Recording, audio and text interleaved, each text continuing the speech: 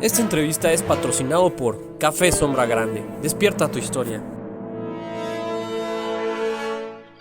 Despierta tu historia con el sabor de Café Sombra Grande.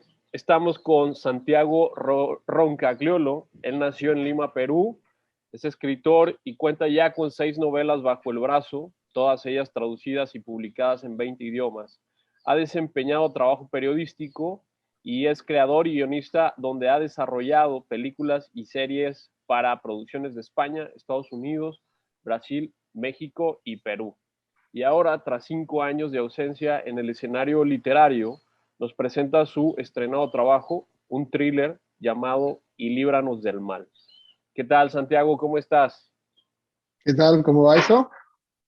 Pues aquí ansiosos de escuchar de qué trata tu nueva novela.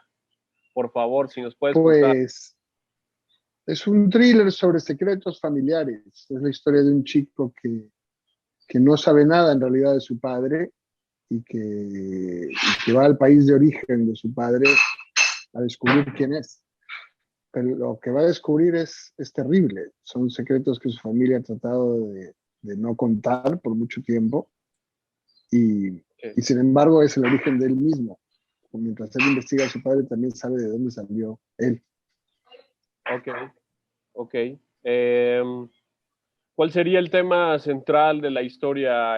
¿Huir del pasado o familiaridad, familia? Sí, supongo que el tema central es descubrir cuánto sobrevive del pasado en Jimmy, cuánto de su familia, aunque no conozca de dónde viene, aunque no conozca qué pasó, sigue vivo en él, ¿no? Ok, ok. En realidad va a descubrir, en el fondo no es un spoiler, va a descubrir una historia de amor que no esperaba, pero es una historia de amor que en cualquier otro sitio habría sido normal, pero justo ahí era terrible y lo hizo explotar todo. Ok, ok. Bueno, es un poquito difícil hablar de una historia donde me imagino hay mucho misterio y para no arruinar a los futuros lectores de tu libro, eh, me llamó la atención que parte de la descripción de la obra se diga que es una novela que aborda la cultura de la cancelación. ¿A qué atiende este concepto? No, supongo que eso tiene que ver con que Habla sobre eh, descomposición social y seguido... sí, tiene que ver con el silencio, ¿no? Más que con la cancelación. Tiene que ver Ah, con los secretos que no que se guardan y que no se dicen, o que guarda una sociedad, ¿no? Y no se dice. Los secretos que va a descubrir Jimmy tienen que ver con la Iglesia Católica, con el ya. pasado de, de su padre en una congregación religiosa muy conservadora. Ujú. Y, si él empieza a hablar de esos secretos, no solamente perjudicará a su padre, perjudicará también al colegio donde estaba su padre y que lo puso en manos de esa congregación, a la familia que puso a su padre en esa congregación. Entonces, hay como un pacto de silencio entre toda la gente que rodea el tema y la vida de su padre para que no se hable de esto, porque puede ser terrible hablar de esto. Ok. Y la abuela de Jimmy vive aferrada a sus secretos mientras todo se viene abajo, ¿no? Van pasando Jimmy, cosas. perdón, Jimmy es el protagonista de la historia, ¿cierto? Sí, es el que está buscando la historia de su padre. Es un personaje de ¿cuántos años? ¿30, 40? No, Jimmy tiene 18 años, Jimmy está llegando a la adultez, tiene que decidir qué va a hacer. Pero ¿qué Ok, es lo que pasa? Que cuando tú llegas, tiene menos de 18, debe tener unos 17, 16, ha terminado el colegio. Es momento de hacerse un adulto y cuando uno llega adulto lo único que tiene es el referente que ha visto en su casa, ¿no? ok, Que es su padre. Para negarlo, para ser igual, pero como sea, tu referente es tu padre, pero hay cosas que no sabe de su padre. Su padre es peruano, ellos viven en Brooklyn, pero su padre es peruano y nunca ha hablado del Perú, nunca ha dicho nada, ok, nunca ha vuelto al Perú. nunca va al Perú, ni habla con peruanos.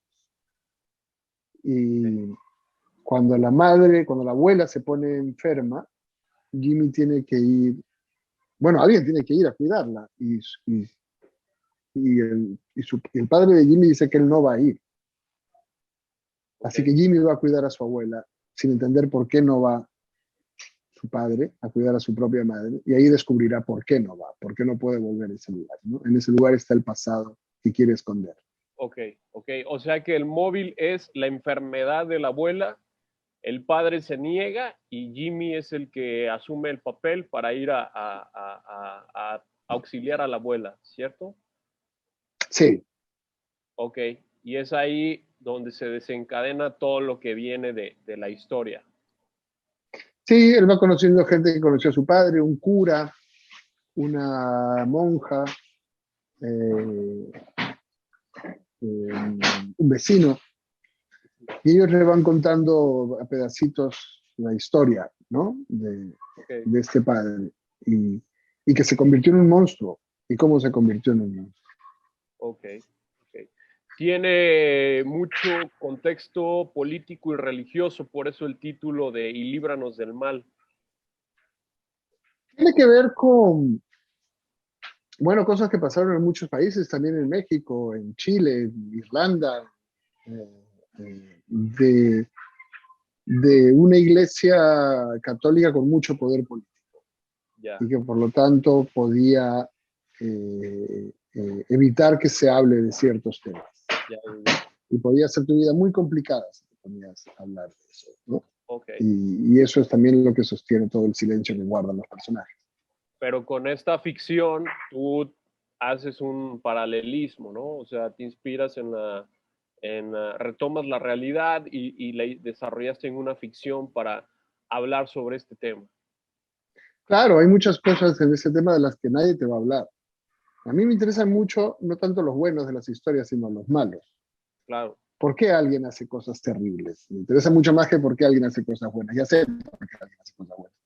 ya, Pero por qué alguien hace cosas terribles me parece interesante de planteártelo, preguntártelo y hacer la historia de alguien que fue bueno, inocente y religioso y terminó haciendo cosas brutales y muy crueles. ¿Y cómo ocurrió eso, no? Eh, Me interesa además que tú vivas con él, que tú acompañes su historia y te preguntes si a lo mejor tú no serías como él si hubieses vivido su vida. claro, claro.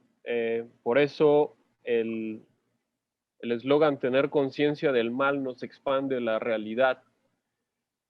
Esta historia está fue un contexto periodístico lo que te motiva a escribirla o a narrarla. ¿Cuál fue ahora sí? Conocía personajes que habían vivido historias parecidas eh, y me contaban cosas, pero no podía saber mucho más. Ellos me lo contaban todo, no de ellos, sino de otros que ellos conocían, ¿no?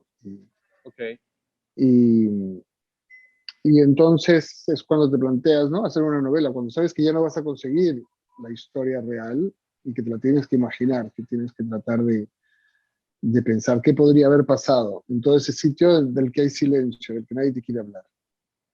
claro. Ahí es donde tú haces las reparaciones en esos vacíos. Sí, y el lector las hace también. Yo le dejo bastantes vacíos al lector para que él decida qué ha pasado, exactamente. ¿Eh? Claro, Como habla de algo muy terrible, no quería ser escabroso, no quería ser amarillista, quería que tú te preguntes qué está pasando detrás de una puerta, ¿no? De qué están hablando estos dos? Hay claro, muchas cosas que tú también como lector tienes que completar. claro, claro. Pues bueno, Santiago, ha sido un placer haberte escuchado de viva voz uno de los contenidos más amplios de tu obra. Eh, para la gente que lo quisiera adquirir, ya está disponible en librerías, ¿verdad? Así es, está disponible en librerías y en Okay. digital. Y bueno, para cerrar nuestra entrevista, puedes regalar un saludo a toda la gente de Chiapas que te está viendo en este momento. Por supuesto. De hecho, un saludo y una invitación a que me inviten, porque nunca he ido a Chiapas y he ido a un montón de sitios en México.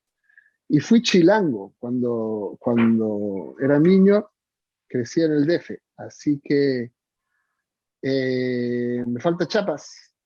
Y la verdad es que me gustaría mucho, mucho conocer. Creo que es un México diferente del que yo conozco y me llama mucho la atención.